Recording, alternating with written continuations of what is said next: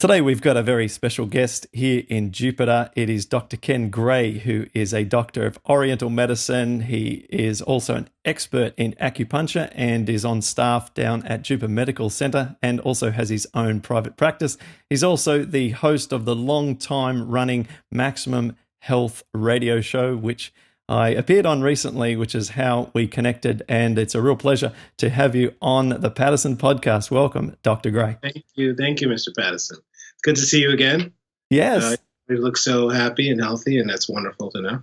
Thank you. Yes, certainly something that we both share is an interest in health, and it's funny to actually think that it's sort of a niche to be interested in health. You would think that everyone would be interested in it, but we all get so caught up in our careers and our other interests in life that we seem to get distracted. How did you become so? I was going to say, I think it got to the point where we just had no other choice now. For a long time, we inherited genes of healthy people. Right. That, live off the land and have clean air. And, now we have to choose our, milk and our meats and our fruit. It's crazy. You can't just go buy anything. Well, that's right. We have to be very careful. A lot of pitfalls these days. In fact, I would think that, your average person following a typical Western American diet is going to end up having problems. I mean, have you seen throughout your career so far any shift just in that short period of time with regards to worsening health, or have you witnessed any trends that are alarming with regards to human health? Yeah, definitely. I think one of the most interesting aspects of what I get to do is acupuncture for most people, or holistic medicine as I like to practice, which is encompassing and utilizing all of most of ancient therapies. So acupuncture being one, herbal heat therapy, herbs, homeopathy, which is not so ancient, but still older than some of the more conventional pharmaceuticals per se.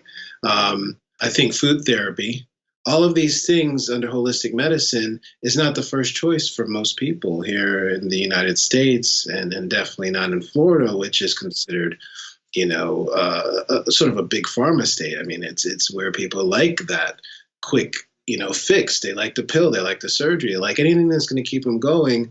And unfortunately, that quickness, whether it's been in food through microwaves or, processed foods in cans and frozen foods, that's put us into the state of health that we are today, along with other choices that we could have probably, we could have chosen better, right? And so now, my long story short is that I'm not the first choice. People like me are not the first choice for the majority. Mm-hmm. Still the majority. Yep. The doctor will refer to me when they have no other options. A patient or a family member may refer when they have no other options. So that group is growing. Yep. Yes. I'm having more and more people where they're searching me out for as soon as they get a sore throat, as soon as they get a tummy ache or a headache, I'm their first call. But it's changing now. We're seeing these changes and that growth in that area of medicine expand now. And I think it has a lot to do with people like yourself, spreading the word, making improvements to their own lives. And then when you make a change to your life that is obviously tremendous and for the positive, people are going to start to listen, because people want to know how people succeed, not how they fail. Right. Exactly. Now, you work alongside other medical professionals who practice more of a what we would say like Western approach with medicine, a lot of pharmaceuticals, surgeries, and so on. Do you sometimes find that there is a conflict in approach between what you would like to see done and what is done? And if so, how do you balance that? And are you finding that it's becoming more synergistic? Yeah, that's a good question. Balance is key. Balance of approach, balance of communication, balance of treatment. So for me, it's been one of kindness and compassion, being a teacher, being informative. You can't push things on anyone, and you shouldn't push things on anyone. And what's happening now with the explosion of information is that people can choose their paths from an educated standpoint. Mm-hmm. So when it comes to me, I do try to communicate with their physicians. I do try to meet with physicians of all kinds and when given the opportunity. And so that brings an added benefit to my patients so they don't feel like they have to choose. So I truly run an integrative practice. Whereas if I feel that they need a different therapy than what I can offer, whether it's conventional Western or what have you, I will include that in their treatment plan and ask them to pursue it and do so by explaining to them why and how, what are the benefits, and what are their options. Now, I hope that there's a growth of that from the other end. Yeah, yeah. Find more MDs practicing, whether it's in the area of orthopedics or cardiology, neurology. I mean, neurologists. Yeah, yeah. Right? They will start to educate themselves in application of someone like myself working in conjunction with their patients, not whether or not it dismisses their methods, but that it will increase the well-being of their patients. That's really what it comes down to, is are we going to put patients beyond ourselves and our limited scope to give them the best of what's available? And that's how I approach things. I saw an example on YouTube just before we spoke here, as I was going through multiple bunch of videos that feature yourself. One where a woman had been through quite a significant surgical procedure, and you had administered acupuncture to that patient, both before and I believe after, and her experience was quite amazing. Can you give us an example of that I just described of how the acupuncture approach was so helpful for her in that, not in a situation where she wasn't able to use the conventional pain relief? Right. So that was interesting because she had a family member that was also on staff at Jupiter Medical. She was not the first time that this patient was not the first time that I was included in a surgical procedure pre-op, during, and post-op.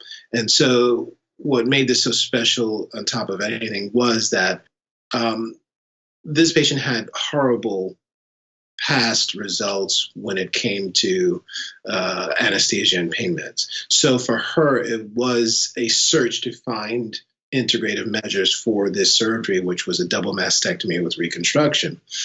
The doctor that was doing this, or doctors, because one doctor was going to do the mastectomy, and then another doctor, the plastic surgeon, comes in and does the reconstruction. The beauty of these two individuals was that they had admired me. I've treated either family members of theirs and several patients, either in this capacity or otherwise. So this particular patient was able to smoothly transition through my treatment to the day of surgery, where I show up. I did the acupuncture right in the pre-op room, helped her naturally to de-stress, help to lower stress, not only for the anxiety levels, but because when you lower cortisol levels, the likelihood of having increased pain also diminishes quite a bit. The likelihood of having increased pain, right? You get less pain with less cortisol levels, so right. Less inflammation, better. So that being said, when I went into the operating room, I also did acupuncture. I taped down the needles, and you can find this on YouTube, my channel there at Earth School, look up Dr. Ken Gray, what have you. And it was a great piece by ABC News, because what they showed was it was not in the way of the surgery. It was not anything that caused anyone stress, whether it was the nurses or the doctors. Yeah. And what that did was keep the body processing energy and blood flow and keep the stress levels down in the body during this traumatic experience, which people don't think of surgery as trauma, but it is trauma. It's controlled trauma. It's happening, whether you're or not. Yeah, right. Yeah. And then post-op, I was able to help her in recovery and minimize pain. So the acupuncture for pain treatment was instrumental in the fact that she never had to use pain meds.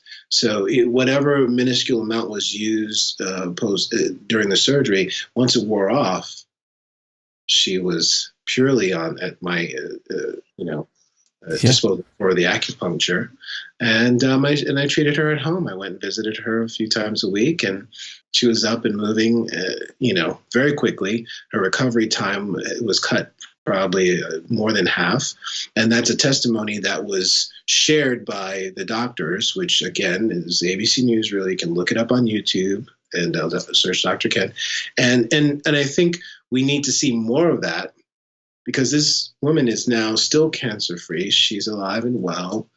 She had a positive experience, and not everyone can say that. Sure, absolutely. Positive experience, able to eat and be nourished without nausea, without extreme pain and discomfort. Those are things we all should hope for if, and God forbid, we have to have these procedures performed. What is it about the acupuncture, given that we are, as an audience on this podcast, pretty fresh to that concept? We haven't had a guest on to talk about this in the past, but what is it about that process that helped her with the pain reduction? And then can you extrapolate that and say how it can help people who have pain in their joints, which is our audience? So pain reduction through acupuncture is the first application that found its way to America in the early 70s, once the doors of China were open to more trade and more, communication. And I think really the first thing that the scientists and doctors could agree on here was once you put this little needle into the body, it doesn't really matter if it's an acupuncture point, although it does help if it's an acupuncture point. There's a release of endorphins, feel-good hormones. Body realizes that there's a little injury to the body, there's an inflammatory response, and there's a release of feel-good hormones naturally from the body. Sorry, because I've had acupuncture before, and I didn't feel good when it went straight in, because you get that very, very slight amount of, something there. Are you meant to actually feel the endorphins, or is it at a level that's undetectable? I would say the immediate feeling for most is not there, because if you're for the first time having acupuncture, or your practitioner is obviously a little bit not too accommodating to the atmosphere of kind treatments. Everyone's different. Yeah. For me, I create a spa setting. It's very calm. It's very nurturing. So healing starts from the moment you walk in the door. Mm-hmm. Now, that being said, the feeling comes once everything settles. Right. Yeah. Gotcha. After the needles are in, they start to feel pretty relaxed. And some will be in sleep, and some will be snoring by the time I come back into the room. Wow, is that right? So that's the reality of that. So stress reduction, anxiety reduction, all of those things are fairly across the board accepted, and then within the community, the medical community. Yep. And secondly, they expanded into detox, because, again, reducing stress, reducing cravings, whether it's drugs and alcohol, that's another thing that's medically, scientifically accepted. Mm-hmm. So pain reduction comes from this, relaxation, release of endorphins. Now, other than that, all pain and disease is related to the blockage of energy and blood flow. That's the number one rule that we learn when we start our education process. It's thousands of years old. Every Eastern culture believes that in some way, shape, or form, there's an energetic component to human beings that has to be affected in order to produce healing and reduce pain. Okay, and so the acupuncture process of applying those needles into those particular places helps to free up energy and also assist in blood flow freedom as well, correct?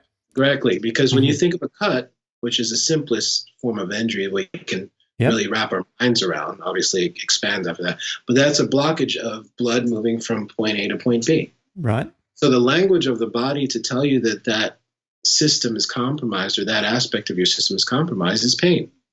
If we didn't have pain, we probably wouldn't pay attention to it. Mm-hmm. Very true. If it was feeling good, we'd probably do more of it. Right? Sure. Simple, but effective. So that's our language. We know through pain that we have to restore communication of nutrients, of nerve, which is electrical impulse, and furthermore, of energy or chi, which is life force. Right. Okay. When all of those components are communicating and traveling properly, we're in balance, yin and yang, chi is flowing, blood is flowing, and we're healthy and strong. And so by applying the pin to that spot, there is a safe level of small amount of perceived injury by the body that sends energy to that area, a healing energy and nurturing energy that frees up blockage and gets that area functioning the way it should. Is that layman's terms of what's That's a going on? good, simple way to start. That's the beginning. That's the beginning. Cool, cool, cool. You learn more of the system. You learn more protocols. You learn through extensive training and experience, which could take a lifetime. Combinations, of placement of these acupuncture points, organ, and there's there's a whole internal medicine component, which is dealing with the root of the system, deeper. The surface pain is really just a branch. Yep. So when you're looking at an area that's blocked, you also have to look at the root system and see if there's any damage or imbalance there. So over time, we develop those blockages and imbalances as well. And so each organ has a system-related component, liver inflammation. And that leads us to the talk of arthritis. Yeah. Mm-hmm. Rheumatoid arthritis for us is two main organs, lung and liver.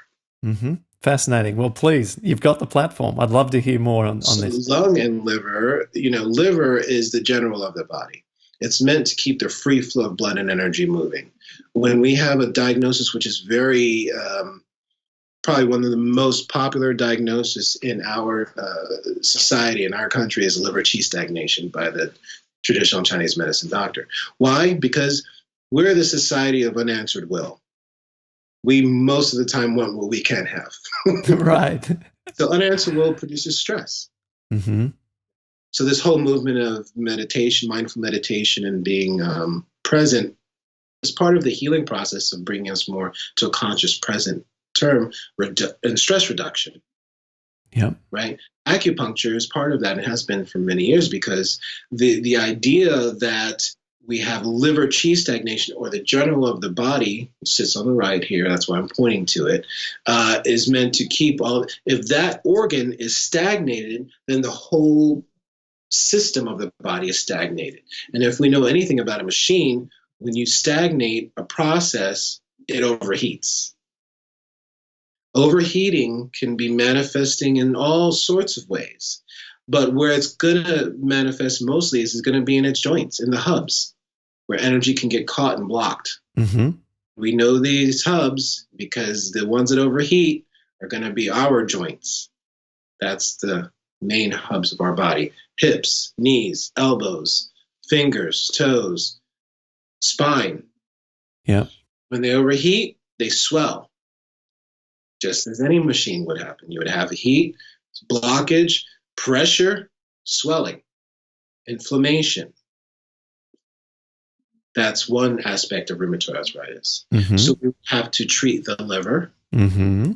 to get that. And with a testament to you, there's ways of treating it beyond acupuncture that has to do with your daily process of what do you put in to feed the liver? Do you feed it inflammatory foods that's going to tax that aspect of your machine?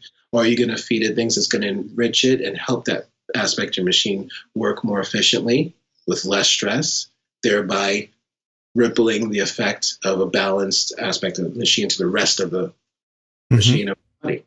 Yeah, just to work further into the metaphor, I think that, if we consider the liver to be overheated, and what do you do if you've got an overheated machine? Well, first of all, you slow it down a little bit, or you take some pressure off. If the flywheel's spinning at 50,000 revs per minute, then you slow it down a little bit. And we know that if you simply take your foot off the accelerator with the food consumption, and you just stop eating for a day or two, virtually all the pain disappears in a rheumatoid arthritic body. And so that's the equivalent of just letting it cool. It certainly has the exact result that we're after. Of course, then we heat it back up again by eating all the incorrect foods. So tell us, you mentioned liver and you mentioned the lungs. Right. Yep. So then the lung component, that's the root, and the branch of the lungs is the skin. So the lungs are the opening of the lungs is the skin. It controls the opening and closing of pores. Mm-hmm. Condition of the lungs. Now we see this relationship very clearly when you see a chronic smoker. If they have smoked for a long time and the lungs are dry, the skin's going to be dry. If the lungs are really filled with a lot of toxins, the skin is going to be not only dry but discolored, and so forth and so on. So the lungs and the skin are very much connected. Now, rheumatoid arthritis, rheuma for breath, gives us that connection to with the lung connection, and then arthritis for inflammation. Anything with IS, we say, is inflammation. So we know there's a lung liver connection because now it's not just the joints and deep, but it manifests to touching the skin, the surface. And you have even to the point where you have not only redness around the joint system, but even the skin to touch, the swelling of the actual skin, the dermis is affected. Yeah, and quite often you'll see people with rheumatoid arthritis develop the psoriasis patches as well, and then you've got a diagnosis of psoriatic arthritis, which I just consider just to be two conditions or two manifestations of same root. Same thing. And psoriasis is now heat, so that's red. Yeah. Have something called dampness or phlegm, which when things are not moving. When a river is flowing free and clear, you don't have gook. Mm-hmm. You don't have gloppy areas. You have happy fish, life is flowing, grass is green, everything is nourished. Same with the body.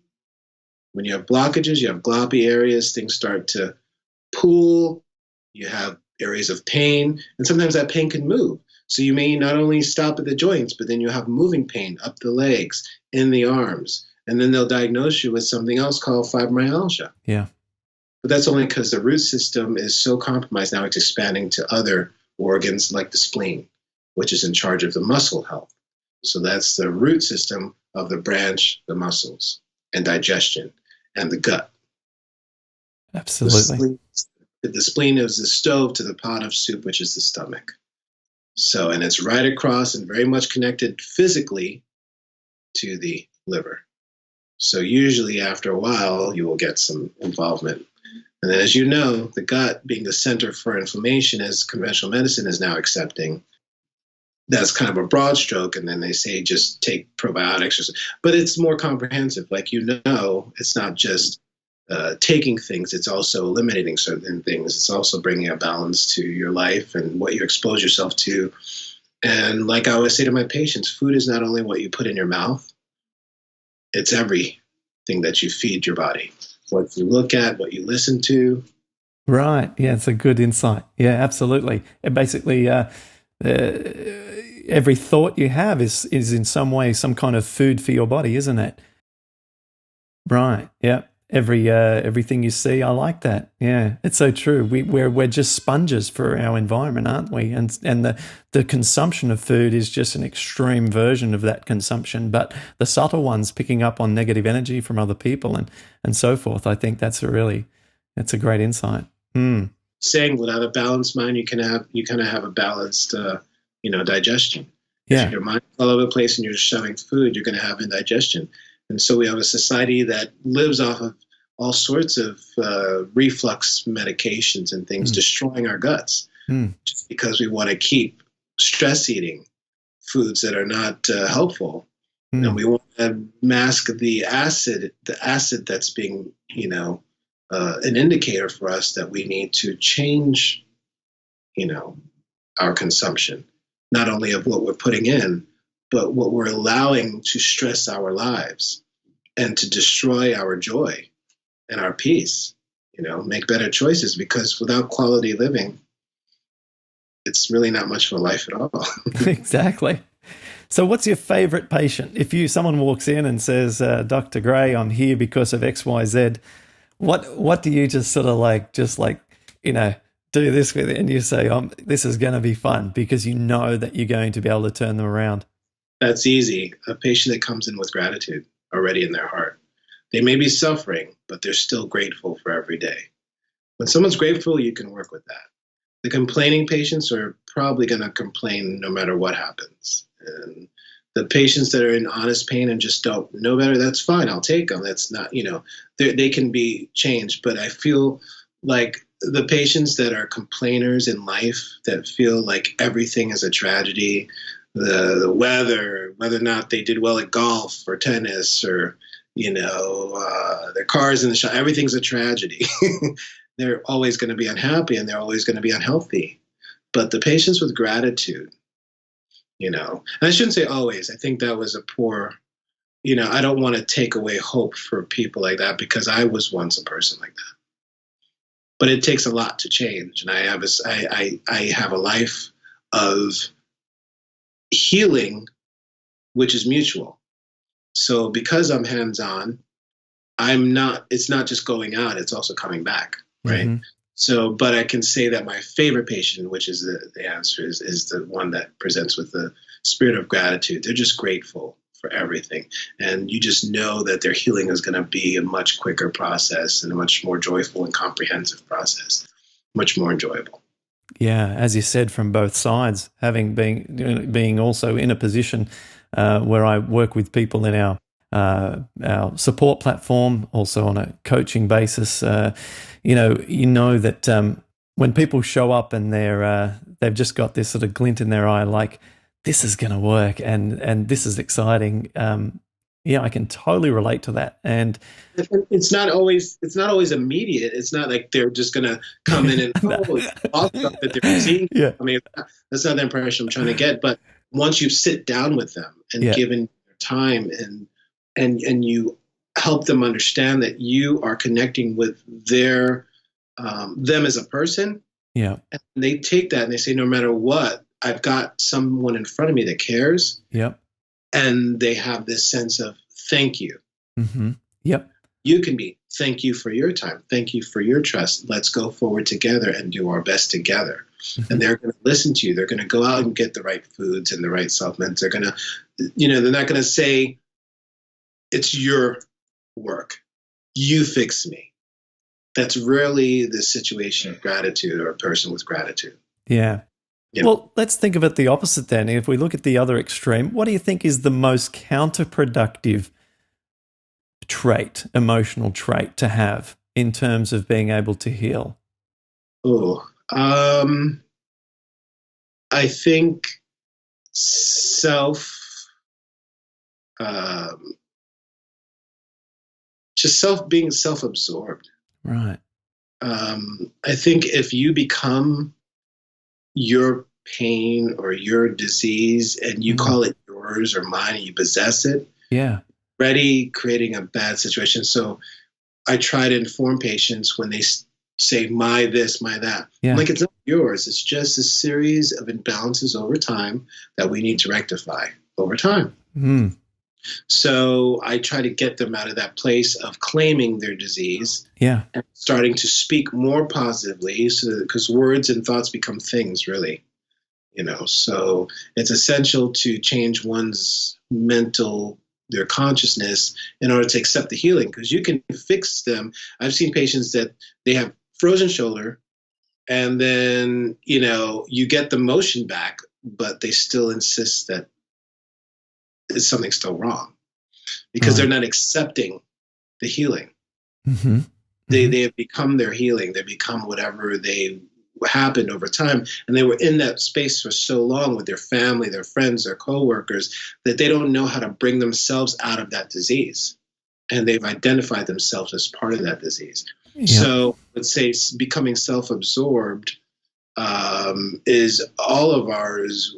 We all have to work at that constantly, because we can become whatever is is keeping us down. But once we say, okay, what can I do today outside of myself to help, to improve, to so forth and so on, I think we open up doors that will allow for healing on many levels, not just physically. So just keep moving. We spoke about exercise, for instance. Yeah, we did. We don't like to do things that make us uncomfortable sometimes, but sometimes the things that make us uncomfortable or may not bring us immediate joy, but may bring other people joy. Or, these are all things outside of ourselves. Yeah. Are not always easy, but I feel that those are the things sometimes we need to do to, push forward. Mm-hmm. Yeah, I love that. Just going back a second before we talk about exercise, the self-absorbed, I think, is a really good thing that we all need to be mindful of, and the ownership of the disease is something that I never did myself when it came to my condition of rheumatoid arthritis. I always spoke of it as something that I was working on, of a problem that I was trying to fix. It never had any kind of personification.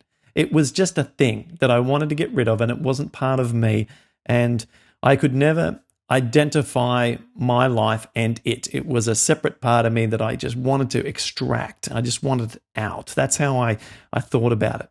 And I think that that's a great reminder about the words. This isn't, my disease, my this. No, it's the way you described it, and it's something that I often say it's a project I'm working on. It's not even something that we should be trying to be too emotional about. It's just it's something that we're logically and non-emotionally, systematically working towards eradicating. That's how I like to think about this. I got a physics background. It was a challenge that you met and improved your life. You never saw it as this is my life. It's just a challenge. That showed up to make you better. And you saw your way over it, But yeah, I think if the opposite would have been, oh, woe is me. Why did this happen to me? Oh, and they exist. What did I do for this to happen to me?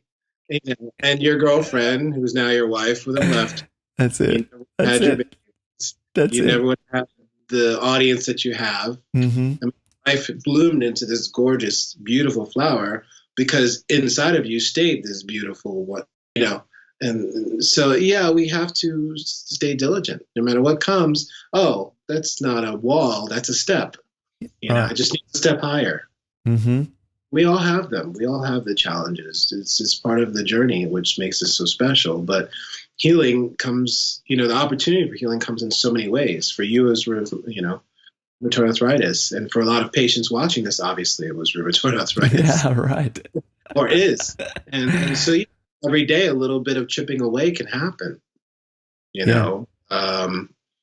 at yourself, at the ownership of that, of what it is, I know people that may have some indications of it and they just get thrown this diagnosis.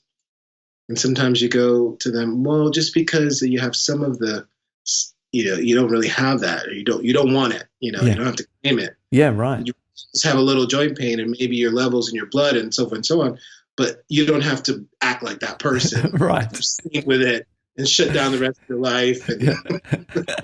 Exactly. That's right.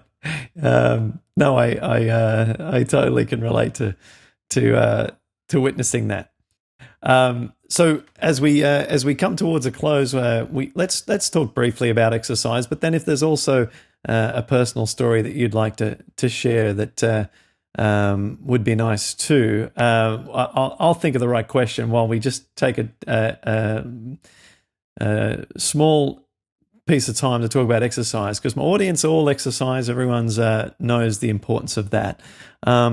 But do you have a lot of success getting in ways of encouraging people to exercise is a good question, because how can you help to encourage your patients to exercise? What techniques have you found that have been good at getting results? I mean, first of all, a lot of times when you have these chronic diseases come across your desk, table, what have you, for me, you have to develop a relationship before you start suggesting anything, right. Besides the immediate treatment that they're looking for. So I think as time goes on, you just start talking about it depending on the person and their mindset. You really have to be connected and conscious of what they're willing to accept and what they're willing to hear. And then it's just a matter of conversation, like I said, and suggestions. What do you love to do? What brings you happiness? Maybe we can try yoga. Have you tried yoga? No, I can't. I can't sit still. Well, now you can. Right. Try to have a sense of humor. Tell the teacher, look, I don't, I don't care for yoga too much, but I want to try it, and I think I'll try 20 minutes, and then if it's okay with you, I'd like to leave. And if they're not interested in your parameters, then you find another studio. Sure. Don't just say I tried yoga and I hated it because of the person. Just there's so many studios for a reason. Yeah. Same with different forms of exercise. As long as you keep moving is the key. And so we'll go through swimming. Do you like swimming? Oh yeah, I like swimming. You like gyrotonics, which works on the core. At least you'll be working your core. If you don't want to work your legs because your knees hurt, maybe do some gyrotonics, which just works the core. And so really it's just about myself trying, I am experienced because I, as a physician, have to heal myself constantly. Mm-hmm. Right. So I think that's the other aspect too, is once you've had challenges, once you've come through your own challenges and journeys, you have more substance to offer your patients. So for me, these conversations are real because I've been in, incapacity to a car accident, laid up in a hospital. I've had dislocated that and broke, I mean, like not Right. broken, thank God, but I've had a lot of injuries, Right. I think I drank a lot of milk as a kid. I've been banged around, and they were like, "I don't know how you're not broken," but no. But I've had injuries. I've had a lot of things go on, and so with each challenge that I came through, I can now share those experiences, and it's like a patient's interested in you if you're more human talking to them. Yeah. If you know what I mean. Yeah, oh, yeah. Yeah, we've I all think had the experience with a general practitioner where you walk in and sometimes you're a few minutes into the conversation before they've looked up from their computer. I mean, I have had experiences like that. Yeah. you don't want that. That's not No. going to help Yeah. you. Yeah. My patients ask me, "Well, doc, I really want a glass of wine, and I know to talk about wines that have less sulfates, or Yeah. Yeah. sulfites, or Yeah. old world versus new world, or Yeah. potato vodka versus And so I don't advocate alcohol, but the point is a patient sometimes doesn't want to hear, "No, drinking's bad. Yeah. No, bread's bad. No, Yeah. this is bad. That's bad." And it's like, well, what do you want me to do? It's like Yeah. Johnny Carson once say, "Okay, if I give up sex, alcohol, and drugs, then I'll, what's next? Suicide." Right. Right. But we all Yeah. have our things that equals life, right? Yeah. Like this is living. Yeah. And whether it's fishing and a little wine or this and that and the other thing, there has to be something to, like a carrot, to Yeah. dangle to keep you going. Yeah. And so I think, in the healing process, as you know, we can always have stringent disciplinary times. Sometimes you've got to fast, you've got to whatever, but you also have to have the times where you can have a joke and a laugh and talk about some things and, fun foods, fun activities and such. And so once you connect on all those levels, they're more likely to listen to you when you say, Mr. So and so, Mrs. So and so, I really need you to get into the yoga studio today. Yeah. It's time. Yeah. Because you've already laughed at them. Yeah. Yeah. They know Yeah. you're there with them. Yeah. Yeah. Yeah. That's right. I'm not chastising them. I'm not here to belittle them. I'm here to see them achieve the best life that they were meant to live. Yeah. That to me is true healing. Yeah. Yeah. Beautiful. And so just to wrap up then, what does the future look like for Dr. Ken Gray? How are you going to grow personally and also with your practice over the coming years? I think growth for me is not so much this idea of expanding necessarily past what I'm doing as much as just more of how many I can reach. So for that, obviously I can only hands-on heal so many people in a day. And, I remember, thinking, oh, if I could only heal 8 people a day, I'd be doing good. And then it was 10 people.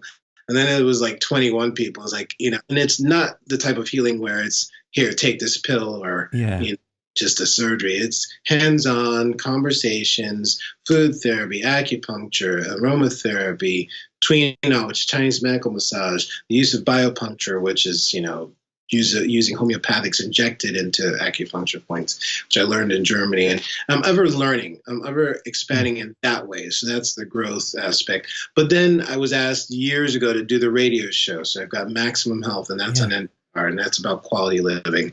And so I'd like to see that go national. I'd like to see it because it's available on podcast worldwide through the Public Radio Exchange, prx.org. But I'd like to see NPR pick it up, and then it's in all markets, just as any of their bigger shows. And I'd like to do more television. My YouTube channel I'm working on now to expand live streams like we did, and more recordings. So I'd like to do that, and I'd like to be able to reach people in a visual aspect that's positive, and sort of do this sort of natural reaching and healing of millions a day without losing myself or Mm. my family. Mm. I'm still maintaining a quality of life for myself. So however that manifests, I'm leaving up. I don't have these, immediate pictures. I just have like I told you, the wows, not the hows. Yeah. And the wows for me will be healing many. Being a healing force in this world to millions every day, whether it's just sharing or allowing others who are doing great works to have a platform. Creators and creation, that sort of thing. But for me, I'm really happy. I can tell you that honestly. I feel effective every day, and if I can maintain that, then we're doing good. I love that. I love that. Feeling effective every day. That's a great way for us to close up, and really appreciate your time. And I'm sure all those things that you just talked about are going to happen. And it seems like when you've got a plan that's going to serve a lot of people, the universe tends to step up and help it to happen, doesn't it? So I'd like to also thank you again for having me on your Maximum Health Radio that you just mentioned a few weeks ago. And to anyone who hasn't come across it yet, certainly just jump on Google. You'll be able to find that radio show and tune in each week to Dr. Ken Gray. Thank you so much for coming on this And episode. please subscribe to the YouTube. I'd appreciate it. The YouTube .ken, DOC space Ken. And a lot of good information. Awesome. And how can people reach out for you if they're local to the sort of area of Jupiter or Palm Beach? Can they come and see you via your website? Yeah, drkengray.com. That's GREY. So easy website, has phone number and such. Email drken at drkengray.com. Awesome. Yeah. All right. Well, thank you so much. Thank you. Okay. See you.